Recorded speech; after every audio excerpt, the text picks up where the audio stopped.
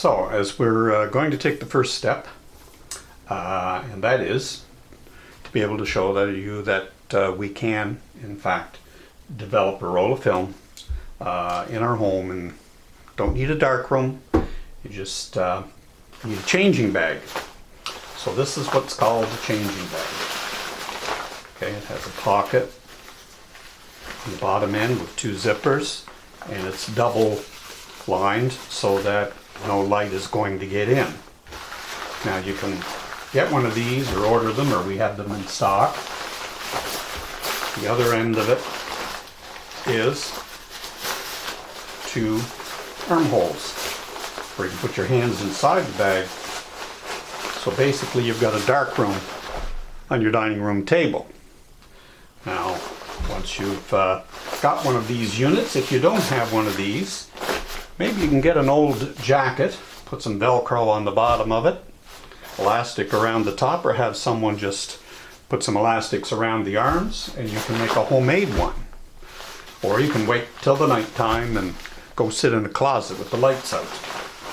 But this changing bag is very useful for developing your film in your home in the middle of the day, if you wish, and all you have to do is make sure you have the right pieces in there that you're going to work with. You of course need your roll of film, so that goes in there.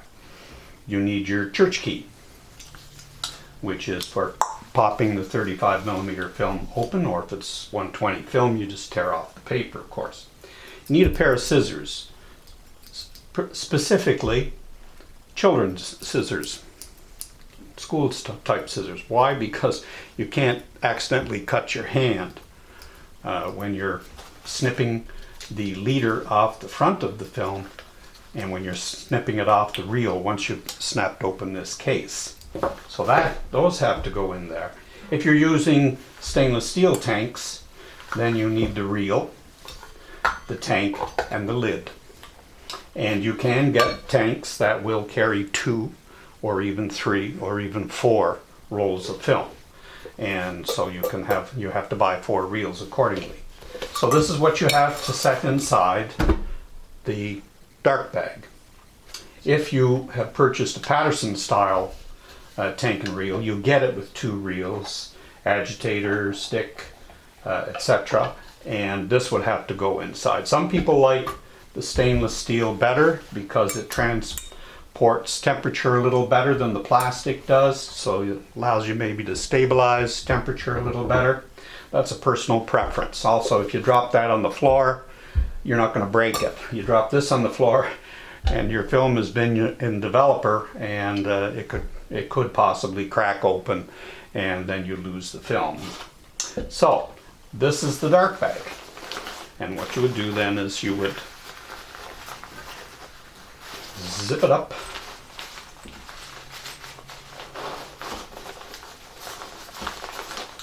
not always as easy as it looks, as it seems. Trying to put a coat on a child, a very busy little child. There we go. So you turn the whole business around, put your arms in like so. Now it becomes a matter of practice, being able to find the items, church key, etc. And I'm actually going to show you how to do that. We'll just do it open on the table, pretending that we're inside this bag. And I'll wear a blindfold because I've done it a lot of times, and it does take a little practice.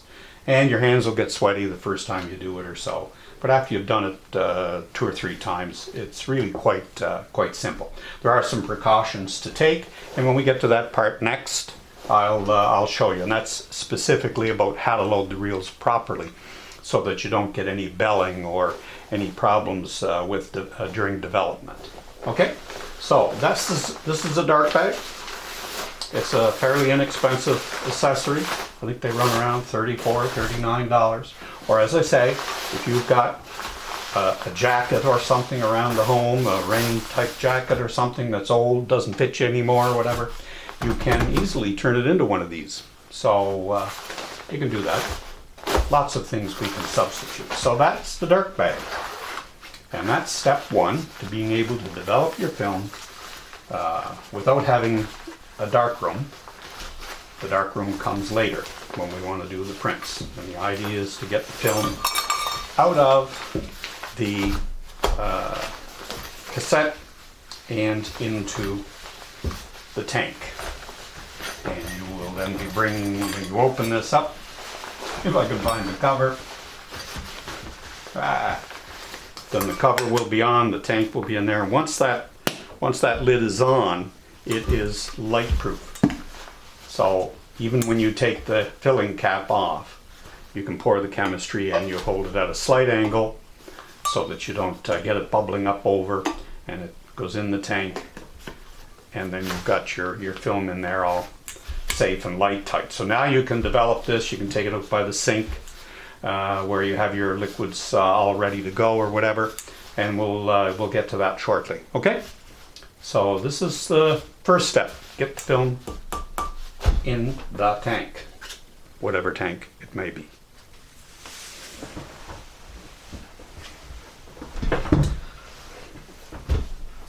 Okay, now we're going to play Let's Pretend. Oh, one thing you have to learn when you have a darkroom is you have to be a cleanliness freak. Dust is a no-no, so hopefully you don't have your woodworking shop and have your darkroom in the same room. It doesn't work. So what we're going to pretend is, we're going to pretend that we're loading this darkroom bag, changing bag, and we're going to pretend that this is all inside of this, so you can see what one would do. You load it with the film, the church key, reel, and take the lid off. So you're all set. Now this is inside and you cannot see it, so you've got to do it entirely by touch. So I'm closing my eyes. You can't see that I've got my eyes closed. So I close my eyes because I've done this before, and the first thing you do is you pop off the end of the cassette and slide the film out. I would suggest push these pieces off into a corner of the bag so they're out of your way. And keeping your sense of touch on the film, you want to find the leader again, and then you want to oh my goodness, somebody stole my scissors. They're there. Had to open my eyes for that one. Okay, so the first thing you do is you just trim off the leader. You just do it by touch. You want to try and, if you can, make sure it's nice and square there. Okay, so now we've got the film off, and you're going to take it off the reel. So inside the bag, you've got to get to the end of it. You take the spindle, and again with these scissors, and why I suggested, of course, these child scissors is less likely to chop a hole through the side of the bag, and above all, not harm yourself. They don't have to be sharp. Film is very easy to snap off like that. So you push those things over to the side, and you get the film wound up, and you get an end by touch. Now this is where the tricky part comes in. In the metal reels, they have this clip in here which pinches the film into the center of the spool. So what you have to try and do is learn how to bowl the film, or as best you can. And it's a stubborn little thing. This is the hardest part of having a darkroom, is getting the damn film in the reel. So you push your thumb down on the catch spring there, and you slide that film in underneath so it's caught. And there you go. Ha! Yeah, sure, John, sure. This is when you feel like you've got a hand that's got nothing but thumbs on it. Let's see if I try it the other way. It has been a while since there we go, that's better. So we get the film in there and locked in. What's the problem with this reel? Is there a problem? Nope, I'm just not getting it in there. See what I mean about your hands getting sweaty inside this thing? Oh, I can remember I thought I was going to absolutely murder my film the first few times I did this. Can I say that it was 30 years ago that I did this, loading a photo processing machine? I processed, I would say, tens of thousands of film. So there, we've got it. That's why I say you've got to practice this. Actually, one thing to do would be to get an old film, sit on a chair in your living room and play with it. It's determined it's not going to cooperate with me.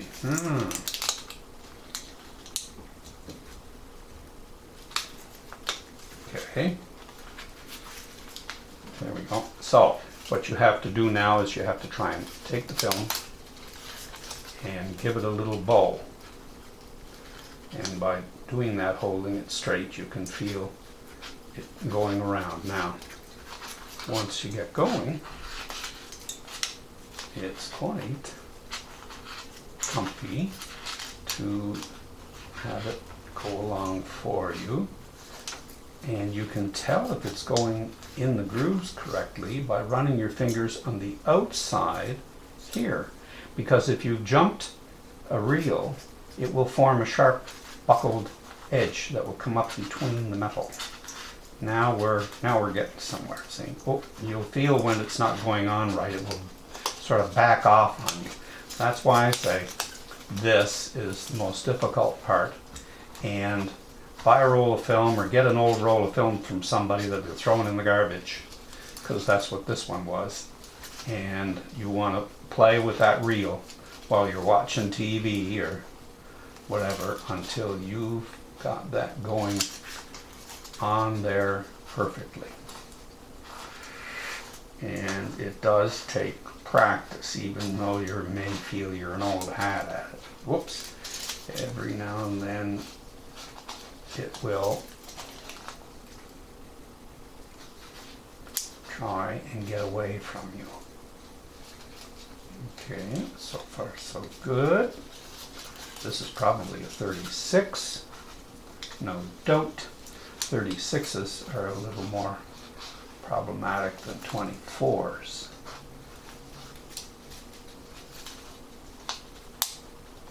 Ooh, this is getting to be.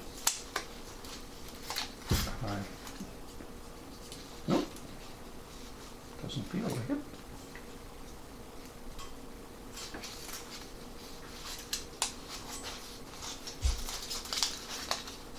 And